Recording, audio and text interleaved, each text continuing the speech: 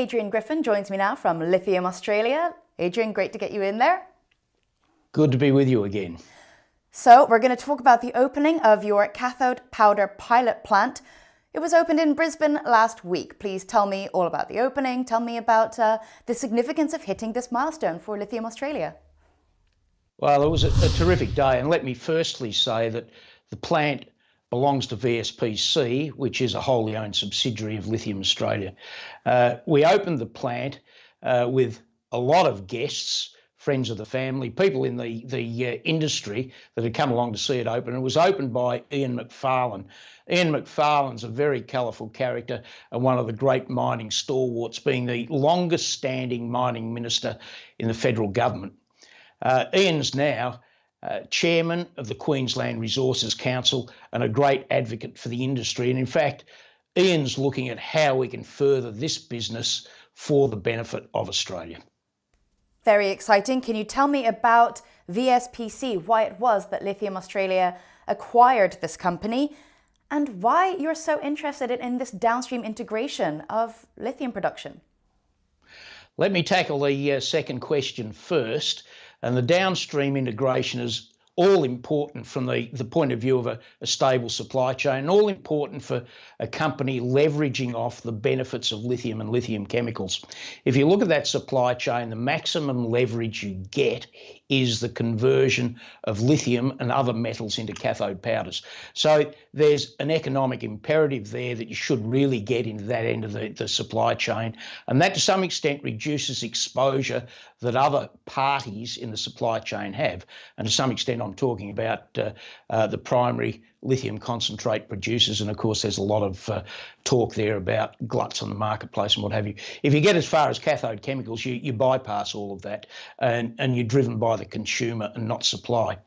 With respect to VSPC, an absolutely fascinating story that was 15 years in the making. It produced some of the world's best cathode materials during that course of 15 years. And incidentally spent about $30 million getting there. So this is not an overnight success. It's been a long time coming, but the plant closed 5 years ago as a consequence of shortages of funding to run it. We saw that as a great opportunity. We had a look at the materials that have been produced, came to the conclusion they were indeed some of the best cathode materials in the world, and thought with the current battery boom, it was entirely logical to start it up again. So we took the company over, and that's what we've done. It is worth noting the facility is Australia's only cathode powder pilot plant and battery testing facility. Can you tell me about how this fits you and Australia into the global supply chain? Yeah, certainly. Well, let's look at Lithium Australia to start with. And we have on previous occasions discussed the sort of feed materials that we've been using for other processes to produce lithium chemicals. We now, by tacking VSPC onto the end of silage, for example, have the ability to take materials such as mine waste right through to cathode powders, which we're currently doing. In fact, the first shipment of lithium chemicals from ANSTO and Lithium Australia's pilot plant at Lucas Heights will be moved to Brisbane shortly, and we'll do just that, and we'll produce lithium chemicals in Sydney, move them to Brisbane, produce the cathode powders in Brisbane. Then in a laboratory facility that we've got there, we will produce batteries and destructively test them to make sure the material is the specification that we want. But with respect to how does it dovetail into the rest of the industry on a global basis, I think it's a fair thing to say that lithium iron phosphate batteries have for a long time been called the safe lithium ion battery. They don't have quite the performance of some of the other chemistries, but they have interesting properties in that you can draw the power out very, very rapidly, and you can also get much better longevity, much more in terms of duty cycles over the life of the battery. They are inherently safe as a consequence of no overheating on recharging, and as a consequence, they're the ideal battery to put in things like public transport, where safety is a major concern.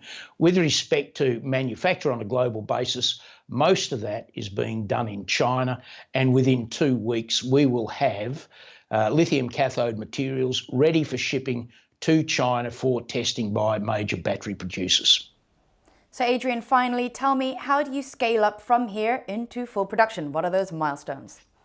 Well, that's a very good question. And of course, to prove processes commercially, it's very important to scale up. We have a plant that's capable of producing a few tonne of cathode materials on an annual basis. We need to take it one step further than that. And we will probably produce a larger scale plant in the near future. But to get there, we have to complete feasibility.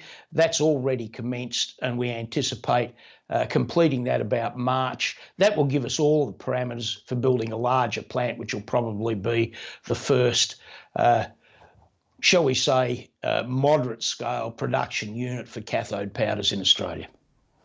Adrian, thank you very much for taking the time out to update us today. I know it's a very busy time, so I do hope we'll see you again soon. Thank you very much, Danielle.